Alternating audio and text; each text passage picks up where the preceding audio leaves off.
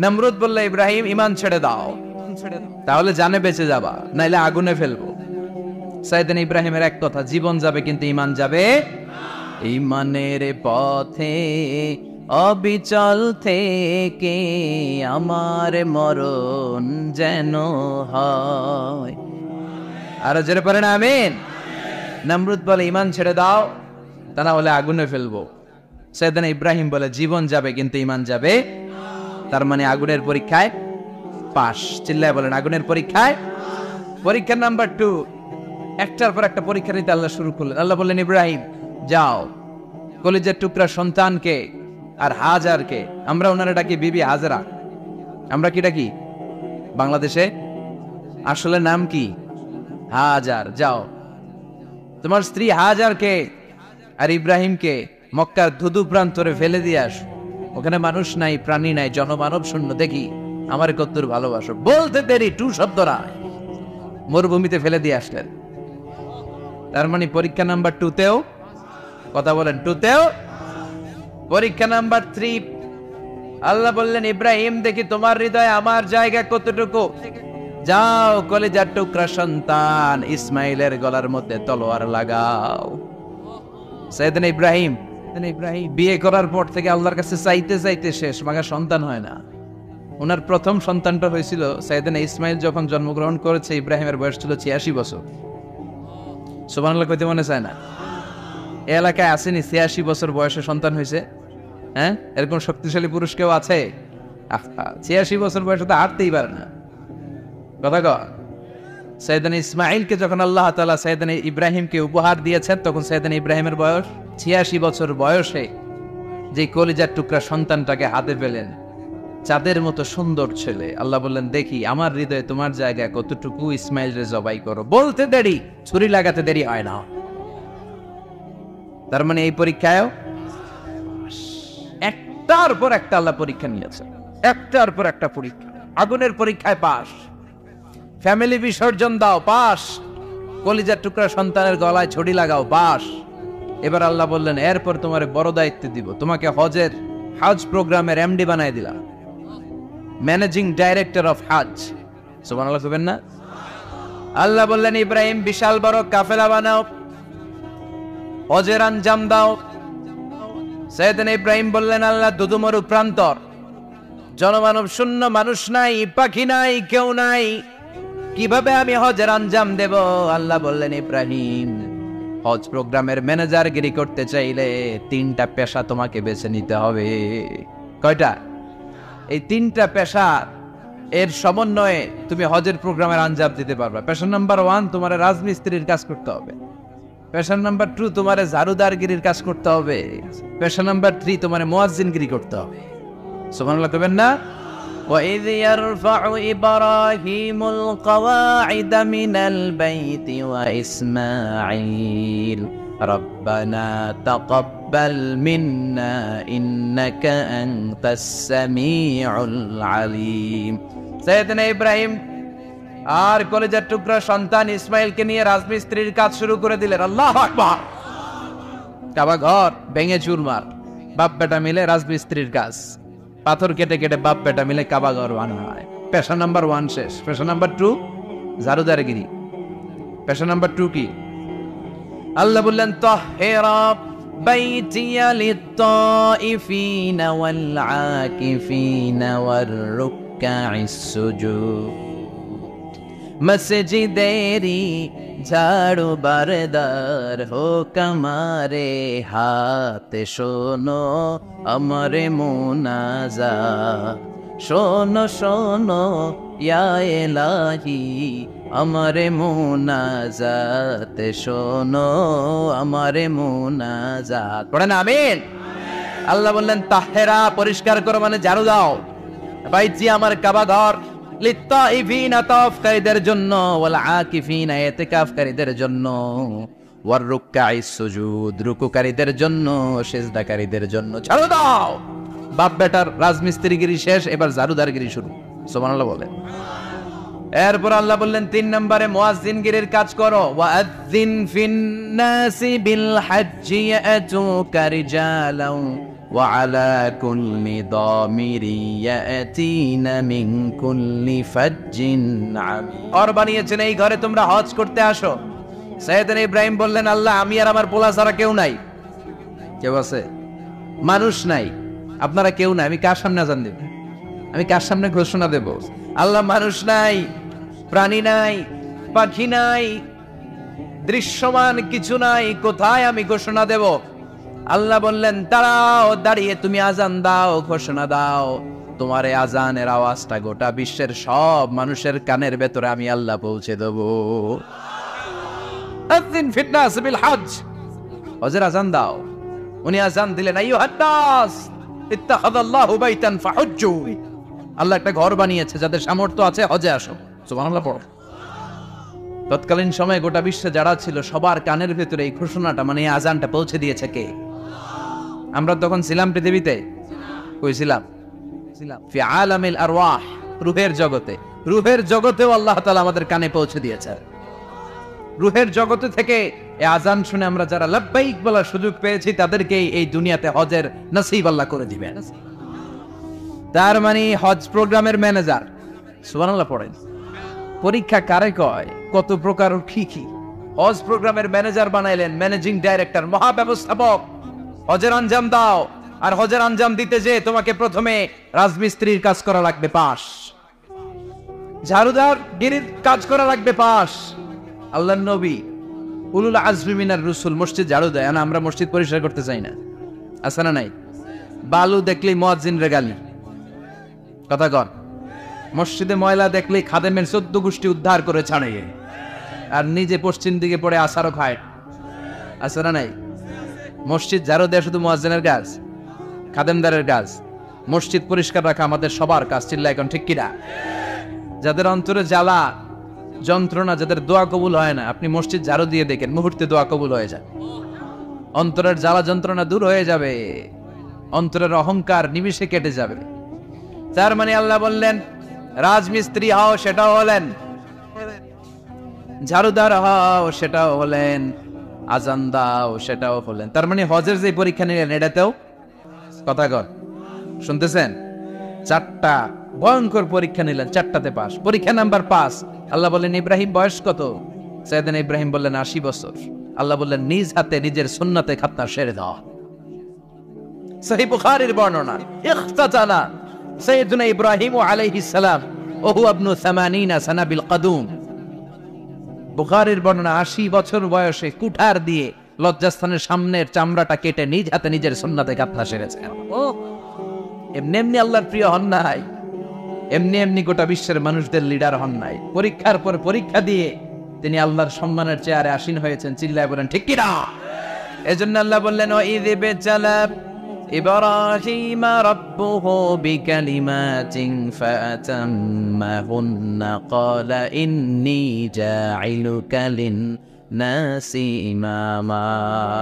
ও নবী, স্মরণ করুন সেই সময়ের কথা যখন আমি আমার খলিল ইব্রাহিমকে অনেকগুলো পরীক্ষা নিয়েছিলাম, আর প্রতিটি পরীক্ষায় আমার খলিল সফলতার সাথে উত্তীর্ণ হয়েছিল। ফলাফল স্বরূপ আমি ইব্রাহিমকে জানিয়ে দিলাম, যাও ইব্রাহিম, গোটা বিশ্বের মানুষের জন্য তোমার নেতা বানাইয়া দিলাম। তিনি আমাদের নেতা, leader of the all human being on earth. পৃথিবীতে যারা আছে সবার নেতা। চিল্লা এখন ঠিক কিনা? এত বরকতের মানুষ, এত বরকতের ফ্যামিলি, ওনার ফ্যামিলি যেখানে তাকিয়েছে ওইখানে বরকত, যেখানে পা লেগেছে ওইটা বরকত। যেই মাটিতে হাত দিয়েছে মাটিটারে সোনা বানিয়ে দিয়েছে কে? সাইয়েদনা ইব্রাহিমের পা লেগেছিল একটা পাথরে, ওই পাথরটারে মুসল্লা বানায় দিল কে? ওয়াত্তাখিযু মিন মাকামি ইব্রাহিমা মুসাল্লা। আল্লাহ বললেন, ইব্রাহিমের দাঁড়ানোর জায়গার পাথরটারে তোমরা মুসল্লা বানিয়ে নাও। হজ করছেন কারা কারা দেখি? মাশাআল্লাহ। যাদের হাত ওঠে নাই এরাও যেন আল্লাহ অতি শীঘ্রই হজ করতে পারে, উমরা করতে পারে। আহারে কি বরকতের জায়গা! আল্লাহ বারবার নসিব করো তুমি। কি বরকতের জায়গা! প্রতিদিন 120টা রহমত নাজিল হয় এই কাবা ঘরকে কেন্দ্র করে। 60 লিত-তাইফিন, 60টা রহমত যারা খালি তাওয়াফ করে। এই তাওয়াফের ইবাদতটা ওই জায়গা ছাড়া পৃথিবীর কোথাও করা যায়? কথা বলেন। এজন্য 60টা রহমত যারা তাইফিন তাওয়াফ করে, আর বাঈনা লিল মুসাল্লি, আর 40টা রহমত যারা কাবা ঘরে নামাজ পড়ে। 40 আর 60 100, বাকি রইল কয়টা? ওয়ালা 20 লিন-নাযিরিনা ইলাল কাবা। বাকি 20টা যারা তাওয়াফও করে না, সালাতও পড়ে না, খালি কাবা ঘরের দিকে তাকায় থাকে। কাবা ঘরের দিকে ফেল ফেল করে তাকায় থাকলো, আমলনামায় 20টা রহমত নাজিল করে কে? এত বরকতের ফ্যামিলি। সাইয়েদনা ইব্রাহিম সন্তান হলো ইসমাইল, স্ত্রীর নাম হাজার। 3 জনের ফ্যামিলি, চিল্লায় বলেন কয়জন? এই 3 জনের ফ্যামিলির এত বরকত, যেই জায়গায় হাত লেগেছে জায়গাটারে বরকতময় করেছে কে? যেখানে পা লেগেছে বরকত দিয়ে ভরে দিয়েছে কে? সাইয়েদনা ইব্রাহিম রাজমিস্ত্রিগিরি যখন করতেছিলেন, বানাতে বানাতে আর নাগাল পায় না। আল্লাহ বলে এই পাথরটার উপরে দাঁড়াও। উনি দাঁড়ালেন। এবার যতটুকু উপরে ওঠা লাগে পাথরটা অটোমেটিক্যালি উপরে উঠে যায়, যতটুকু নামা লাগে অটোমেটিক্যালি নিচে নেমে যায়। পৃথিবীর কোন পাথরে আপনি ইচ্ছা মতো লাথি মারলো এখানে পায়ের দাগ পড়বে? সাইয়েদনা ইব্রাহিম ওখানে দাঁড়ানোর সাথে সাথে উনার ফুটপ্রিন্ট পাথরের মধ্যে লেগে যায়। কাবা ঘরের পাশে গোটা বিশ্বের মানুষের কাছে চিরম্লান করার জন্য, চিরস্মরণীয় করে রাখার জন্য কাবা ঘরের পাশে আল্লাহ এই পাথরটার স্থান দিয়েছেন। মাকাম ইব্রাহিম, বিশ্বনবী তাওয়াফ করার পরেই ওই জায়গায় 2 রাকাত নামাজ পড়তেন। আপনারাও যারা হজ উমরা করবেন, তাওয়াফ করার পরেই মাকাম ইব্রাহিমে 2 রাকাত সালাত পড়ার সুন্নাত। তার মানে পা লাগছে, ওইটা হয়ে গেছে আমগো মুসাল্লা। সাইয়েদনা ইব্রাহিমের পা যেখানে লাগছে ওইটা আমাদের কি? সুবহানাল্লাহ কইবেন না? আর ওনার ছেলের পা যে জায়গায় লাগছে ওটা হয়ে গেছে জমজমের কুয়া। ছোট্ট বাচ্চা ইসমাইলকে রেখে দিয়ে আমরা যারে বলি বিবি হাজেরা, আসলে হাদিসের ভাষায় হাজার, তিনি সাফা পাহাড় থেকে মারওয়া পাহাড়ে দিলেন দৌড়। কোথায় পানি? পানি নাই। মরুভূমির বালির মধ্যে সূর্যের তাপ যখন পড়ে যায়, মরিচিকার মতো ঝলসানির একটা দৃশ্য ভেসে ওঠে, মনে হয় সাগরের পানি আসলে পানি নাকি। তিনি সাফায় যায়, যে দেখে পানি নাই। মারওয়াতে যায়, যে দেখে পানি নাই। পানির সন্ধানে হাজার আলাইহিস সালাম 7 বার 2 পাহাড়ের মাঝখানে দৌড়াদৌড়ি করলেন। ওই পাহাড়ের মাঝখানে এই মহিলার পায়ের ছাপ লেগে গেল। এই দৌড়াদৌড়িটা আরশের উপর থেকে আল্লাহ এত সুন্দর উপভোগ করেছেন। আল্লাহর কাছে এই মহিলার দৌড়াদৌড়িটা এত ভালো লেগেছে, কিয়ামত পর্যন্ত সব হাজীদের জন্য এই জায়গায় দৌড়াদৌড়িটা আল্লাহ ওয়াজিব করে দিয়েছে। এই জায়গায় দৌড়াদৌড়ি না করলে হজ হবে না, উমরা হবে না। এই দৌড়াদৌড়িটা, মহিলাটার স্যাক্রিফাইস, হৃদয়ের আবেগ আর ভালোবাসাটা আল্লাহর কাছে এত পছন্দনীয় হয়েছে, কিয়ামত পর্যন্ত আল্লাহ চান সবাই দৌড়াবে, আমি উপর থেকে দেখব। ওয়াজিব করে দিলেন। যার পা যেই জায়গায় লাগছে খালি বরকত। হঠাৎ কল কল কল কল আওয়াজ শুনতে পেলেন। সাফা মারওয়া থেকে দৌড়ে আসলেন কাবার কাছে। এসে দেখলেন ফেলে রাখা দুধের বাচ্চা ইসমাইলের পায়ের ধাক্কায় জমিন থেকে পানি বের হতে শুরু করেছে। কল কল কল কল আওয়াজ। ওনারা আরবি ভাষা জানতেন না। সাইয়েদনা ইব্রাহিম, ইসমাইল, হাজার এরা সুরিয়ানি ভাষার মানুষ ছিলেন। সুরিয়ানি ভাষায় উনি বসে পানি যাতে মরুভূমির বালুতে লেগে শুকিয়ে না যায়, বালু দিয়ে বাঁধ দিতেছে। আমরা বাঁধ দেই না পানি আটকানোর জন্য? দেখেন নাই মনে হয়? দেখেন নাই পানি আটকানোর জন্য বাঁধ দেই আমরা। হাজার এসে বালু দিয়ে বাঁধ দিতেছে নিজে নিজে, আর নিজের সুরিয়ানি ভাষায় বলতেছে জাম জাম, মানে থাম থাম, পানি যাইস না তুই। জাম মানে কেফ কেফ, স্টপ স্টপ, থাম থাম, আরে পানি চলে যাস না, থাম থাম। ওনার মুখ নিঃসৃত এই জাম জাম শব্দ দুইটা আল্লাহ এত পছন্দ হয়েছে, কিয়ামত পর্যন্ত আল্লাহ এই কুয়ার নাম জামজামের কুয়া করে দিয়েছে। বরকত আর বরকত। ছেলেকে মিনার প্রান্তরে রেখে জবাইয়ের দৃশ্যটা আল্লাহর ভালো লেগেছে। কিয়ামত পর্যন্ত ঈদুল আজহাতে সবাই আমরা প্রাণী শুইয়ে এরকম জবাই করব, এটা আল্লাহ ওয়াজিব করে দিয়েছে। যার মানে এমন ফ্যামিলি খালি বরকত আর বরকত। আর আল্লাহ বললেন এই ফ্যামিলিতে আমি কিতাবও দিয়েছি, নবুয়তও দিয়েছি। ওয়াজআলনা ফি যুররিয়াতিহিন নুবুওয়াতা ওয়াল কিতাব। সাইয়েদনা ইব্রাহিমের ফ্যামিলির ভেতরে আমি নবুয়ত দিয়েছি, কিতাব দিয়েছি।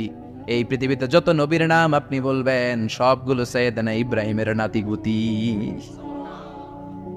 লক্ষাধিক নবী পৃথিবীতে, 5-7 জন ছাড়া। কজন ছাড়া? উপরের 5-7 জন ছাড়া যত নবী আপনি নাম বলতে পারবেন, যাদের নাম জানি কিংবা জানি না, সব সাইয়েদনা ইব্রাহিমের বংশধর, ওনার নাতিপুতি। ওনার আল্লাহ 86 বছর বয়সে দিলেন সাইয়েদনা ইসমাইল আলাইহিস সালামকে। ওনার বয়স যখন 100 তখন দিলেন সাইয়েদনা ইসহাক আলাইহিস সালামকে। তাহলে ওনার প্রথম ছেলের নাম, দ্বিতীয় ছেলে আওয়াজ করে বলেন, প্রথমটা, দ্বিতীয়টা ইসহাক। দুর্ভাগ্যজনক হলেও সত্য, ইসমাইলের চেনে কোনো নবী আল্লাহ দেন নাই, কোনো নবী নাই। সব নবী এই চেনে হাজার হাজার লক্ষাধিক নবী খালি ইসহাকের বংশে নাম। এই বংশে কোনো নবী নাই। আর এই বংশের নবীরা প্রজন্মের পর প্রজন্ম একে অপরকে বলে যায়, সব শেষে কিন্তু একজন নবী আসবে, এটা হবে শ্রেষ্ঠ নবী, বিশ্ব নবী, ঠিক কি না? একের পর এক নবুয়ত আল্লাহ এই চেনে দিলেন। ইসহাকের চেইনে, সাইয়েদনা ইসমাইলের চেইনে কোনো নবী নাই। এত নবী এখানে এসেছে, এরা ভেবেই নিয়েছে ওই যে শেষ নবী, যেটা শ্রেষ্ঠ নবী, এটাও এখানেই আসবে। কিন্তু আস্তে আস্তে হাজার হাজার লক্ষাধিক নবী আল্লাহ এইখানে পাঠিয়ে সাইয়েদনা ঈসা আলাইহিস সালামের পরে আল্লাহ স্টপ মেরে দিলেন। স্টপ মেরে দিয়ে 570 বছর পরে শ্রেষ্ঠ নবীটারে আল্লাহ এই চেনে পাঠিয়ে দিলেন। এজন্য আমরা হচ্ছি বানি ইসমাইল। আমরা কি? বিশ্বনবী হচ্ছেন বানি ইসমাইল, বিশ্বনবী কি? আর এরা হচ্ছেন বানি Israil. Changing the leadership from বানি ইসরাইল টু বানি ইসমাইল। এজন্য অহংকারীদের পরিণাম শুভ হয় না। এরা নবী পেতে পেতে এই প্রজন্ম অহংকারী হয়ে উঠেছিল আর গালি দিচ্ছিল এই চেইনটা আটকুরা চেইন, নবী আসার দিক থেকে এই চেইনে কোনো নবী নাই, সব নবী এই চেইনে আমরা পাই, আর শ্রেষ্ঠ যে নবীটা আসবে সেটাও এই চেইনে আসবে। আল্লাহ কয় না, আমি খেলা উল্টায় দিব, সব নবী এখানে পাঠালেও শেষ নবী আমি এখানে পাঠাবো না। শেষ নবী আল্লাহ তাআলা সাইয়েদনা ইসমাইলের চেইনে পাঠিয়ে দিয়েছেন। চিৎকার করে পড়েন আল্লাহু আকবার। পৃথিবীর সর্বশ্রেষ্ঠ তিনটা ধর্ম, ইহুদিবাদ, খ্রিস্টবাদ আর ইসলাম, এই তিন ধর্মের উৎপত্তি হচ্ছে সাইয়েদনা ইব্রাহিম থেকে। এজন্য এই তিনটা ধর্মকে একসাথে বলে আব্রাহামেটিক ফেইথ। কম্পারেটিভ রিলিজিয়ান, তুলনামূলক ধর্মতত্ত্ব নিয়ে যাদের পড়াশোনা আছে তারা জানবেন এই তিনটা ধর্মই আল্লাহর দেয়া। কিন্তু ইহুদিবাদ আর খ্রিস্টবাদ আল্লাহর দেয়া শরীয়তের উপর চলতে পারে নাই, শুধু চলতে পেরেছে ইসলাম। চিল্লা এখন ঠিক কিনা? এই জন্য প্রতি নামাজে আমরা বলি গায়রিল মাগদুবি আলাইহিম ওয়ালাদ-দাল্লিন। ও আল্লাহ, যারা মাগদুব মানে ইহুদিরা, তাদের পথে আমরা হাঁটতে চাই না। আবার যারা দল্লিন পথভ্রষ্ট খ্রিস্টানদের পথেও আমরা হাঁটতে চাই না, আমরা হাঁটতে চাই ইসলামের পথে, ঠিক কিনা? আমরা যদি হাঁটতে যেয়ে পথ ভুলে যাই, পথ দেখিয়ে দেয় কে? আমি যদি কোনদিন পথ ভুলে যাই, হাতছানি দিয়ে কাছে নিও, মমতার বন্ধনে আমায় বেঁধে সব ভুল ক্ষমা করে দিও। চিল্লায় পড়েন আমিন। আল্লাহ বললেন ওয়াজআলনা ফি যুররিয়াতিহিন নুবুওয়াতা ওয়াল কিতাব। আমি সাইয়েদনা ইব্রাহিমের বংশের মধ্যে নবুয়ত দিয়েছি, কিতাবও দিয়েছি। সাইয়েদনা ইব্রাহিম আলাইহিস সালামের উপর কিতাব আছে না নাই? কি নাম কিতাবের? সুহুফ ইব্রাহিম। কোরআনে নাই? আছে না নাই? ইন্না হাযা লাফিস সুহুফিল উলা সুহুফি ইব্রাহিম ওয়া মূসা। সুবহানাল্লাহ পড়েন। অনেকে আল্লাহ কিতাব দিয়েছে, নবুয়ত দিয়েছে, সব নবীদের বাবা বানিয়েছে। ওনার উপাধি হচ্ছে আবুল আম্বিয়া। আবার ওনার নামে আল্লাহর কোরআনের ভেতরে 114 সূরার একটা সূরা আছে না নাই? সূরাটার নাম সবাই কোন? আলিফ লাম রা। কিতাবুন আনজালনাহু ইলাইকা লিতুখরিজান নাসা মিনাজ যুলুমাতি ইলান নূর। সুবহানাল্লাহ পড়েন। সূরা ইব্রাহিম, আলিফ লাম রা, কিতাবুন আনজালনাহু ইলাইকা। ওই নবীর নামে কোরআনের ভিতরে সূরা দিয়েছে কে? আবার আল্লাহ বললেন, গোলাম জেনে রেখো, উনি তোমাদেরকে মুসলমান নামকরণ করেছেন। তাই ইসলামে যারা অন্তর্ভুক্ত হবে সব মুসলমানদের পিতা আমি আল্লাহ তারা নির্বাচিত করেছি। মিল্লাতা আবিকুম ইব্রাহিম হুয়া সাম্মাকুমুল মুসলিমিন। আওয়াজ করে বলেন, মুসলিম জাতির পিতার নাম কি? আমাদের জাতির পিতা গেডা? সবাই কোন? মনে থাকবে না ভুল করবেন? ভুল করবেন? জাতির পিতা কে? চিল্লায় বলেন, জাতির পিতা কে? মিল্লাতা আবিকুম ইব্রাহিম ওয়া সাম্মাকুমুল মুসলিমিন, যিনি তোমাদেরকে মুসলমান বলে অভিহিত করেছে। আবার আল্লাহ বললেন, ইব্রাহিম সবাইরে তুমি মুসলমান নাম রাখলে, তুমি মুসলমান হও। আসলিম ক্বালা আসলামতু লিরাব্বিল আলামিন, বলতে দেরি, কালিমা পড়ে মুসলমান হতে দেরি নাই। চিল্লায় পড়েন আল্লাহু আকবার। আবার আল্লাহ বলে, আমার নবী ইব্রাহিম এমন নবী, এই নবীর মতো বিনয়ী নবী নাই। ইন্না ইব্রাহিম লাহালিমুন আওয়াহুম মুনীব।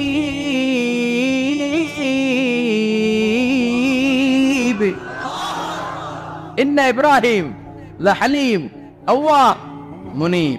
এই নবী সহনশীল নবী, সুবহানাল্লাহ পড়ে। সহনশীলতার কোনো অভাব নাই, যেটার অভাব আমাদের মধ্যে সবচেয়ে বেশি। এরকম অসহনশীল মানসিকতা আছে না নাই? নিজে যেটা বুঝি এটাই ভালো, বাকিরা কেউ ভালো না, বাকি কেউ ভালো না। আহা, কি ভয়ঙ্কর অবস্থা। কিন্তু সাইয়েদনা ইব্রাহিমের অভ্যাস সেটা ছিল না, উনি সহনশীল ছিলেন।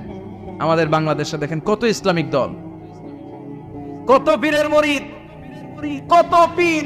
এই দেশে যত পীর, অনেক দেশে জনগণ এত নাই। কথা কন, এত পীর এই দেশে, অনেক দেশের জনসংখ্যাও এত না। এক ইসলাম, এক কোরআন, এক নবী, তারপরে গুতাগুতি আছে না নাই? কেউ কাউরে দেখতে পারে না, ঠেলাঠেলি। হ্যাঁ, এ কাফের, তুই কাফের, তোর নানা কাফের, তোর 14 গোষ্ঠী কাফের, তোর পিসাব কাফের, আছে না নাই? কয় আমার পিসাব কাফের হলে তোর পিসাবের 14 গোষ্ঠী কাফের। ওই কাফের মরলে যেখানে কবর দেয়া হবে, ওই কবরের উপরে যে ঘাস উঠবে, ওই ঘাস যে গরু খাবে, ওই গরুর দুধ যে খাবে, ওইটাও কাফের। কথা কন, আছে না নাই? কেউ কারো ভালো সহ্য করতে পারে? একজন বলছিল, ভাই এই বাংলাদেশের জাতীয় খেলা হাডুডু হইলো কেন? আমাদের জাতীয় খেলার নাম, কথা কন, দেখছেন একটা সামনে যাইতে চাইলে বাকি সবাই ঠ্যাং ধরে নিচের দিকে নামে, আছে না নাই? সামনে যেতেই দিবে না, ভালো কাজ করতেই দিবে না, কারো ভালোটা কেউ সহ্য করে না। উপরের দিকে উঠতে চাইলে ঠ্যাং ধরে ওইটারে নামায়। এজন্য আমাদের জাতীয় খেলা হাডুডু। কথা বলেন। আল্লাহ বললেন সাইয়েদনা ইব্রাহিমের চরিত্র কিন্তু এমন ছিল না। ইন্না ইব্রাহিম লা হালিমুন আওয়াহুম মুনিব। আমার ইব্রাহিম ছিল সহনশীল। আল্লাহু আকবার।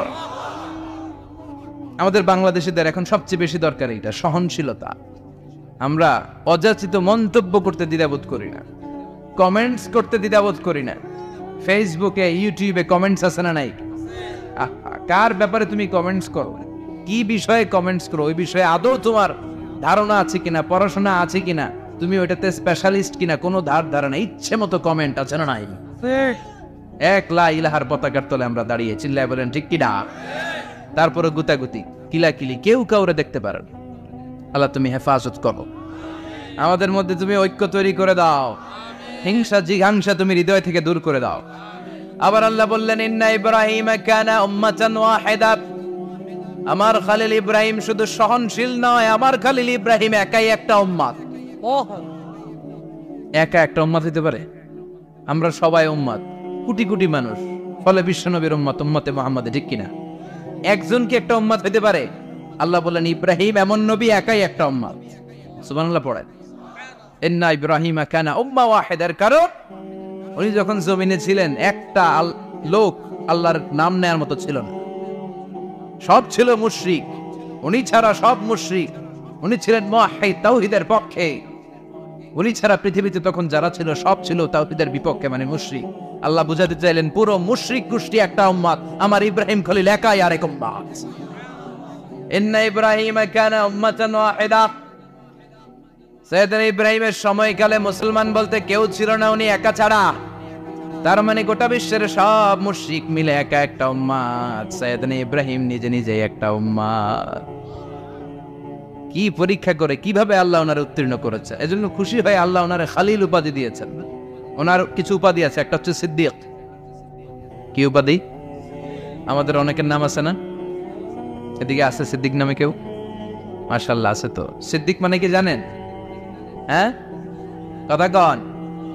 সত্যবাদী, শুধু সত্যবাদী না, সত্য প্রকাশে, সত্য গ্রহণে, সত্যের ব্যাপারে আপোষহীন, কোনো আপোষ করে না। চিল্লা এখন ঠিক কিনা? বিশ্বনবী মেরাজে গেলেন, মেরাজ থেকে ফিরে আসলেন, বিশ্বনবী বর্ণনা করলেন আমি বাইতুল মাকদাস দেখেছি মাঝরাতে, লক্ষাধিক নবীকে নিয়ে নামাজের ইমামতি করেছি, 7 আকাশ দেখেছি, আল্লাহর আরশ দেখেছি, আল্লাহর সাথে কথা বলেছি, আবার ফজরের আগেই মক্কায় ফিরে এসেছি। আবু জাহেল, উতবা, সাইবা সবাই মিলে একটা সুযোগ পেল, বললো এতদিন আমরা আবু বকররে বুঝাইতে পারি না, আজকে মুহাম্মদ যে গাঞ্জাখুরি কথা বলে, এটা বললে আবু বকররে আমাদের দলে নিয়ে আসা যাবে। সবাই সাইয়েদনা আবু বকরের কাছে যায়, যে বলে আবু বকর জানো নাকি তোমার নবী নতুন কথা আমদানি করেছে? কি বলেছে আমার নবী? তোমার নবী বলে মাঝরাতে বাইতুল মাকদাস গিয়েছে। বাইতুল মাকদাসে তখন দ্রুতগামী ঘোড়া দিয়ে ছুটলেও যেতে লাগে 15 দিন। অ্যাবাউট টার্ন কাম ব্যাক, ফিরে আসতে আরো 15 দিন, মোট কয়দিন? 1 মাস। যেতে আসতে 1 মাস। তোমার নবী মাঝরাতে নাকি বাইতুল মুকাদ্দাসে ইমামতি করছে, 7 আকাশ ঘুরেছে, আল্লাহর আরশ দেখেছে, আল্লাহর সাথে কথা বলেছে, আবার ভোর হওয়ার আগে নাকি মক্কার জমিনে ফিরে এসেছে। আবু বকর বললেন, আসলেই কি আমার নবী এই কথা কইছে? সবাই এক বাক্যে বলে, হ্যাঁ, তোমার নবী মুহাম্মদ এই কথা বলেছে। আবু বকর দ্ব্যর্থহীন কণ্ঠে ঘোষণা করে দিলেন, আমার নবী যদি এই কথা বলে থাকে, আমার নবী সত্য বলেছে, সত্য বলেছে। তিনি কখনো মিথ্যা বলতে পারে?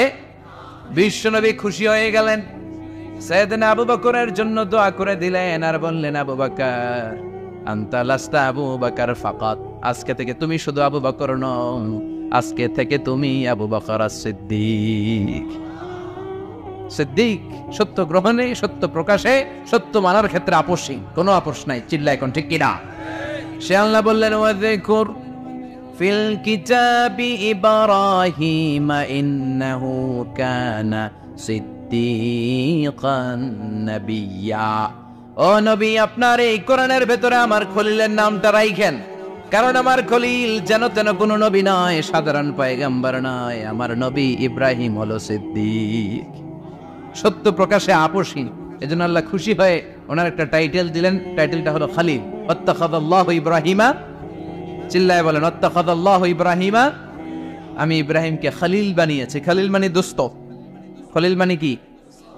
আল্লাহ দুনিয়ার একজনের দোস্ত ডাকে। কি মজার ব্যাপার, কেমন লাগে তার কাছে শুনতে? সুবহানাল্লাহ কইবেন না?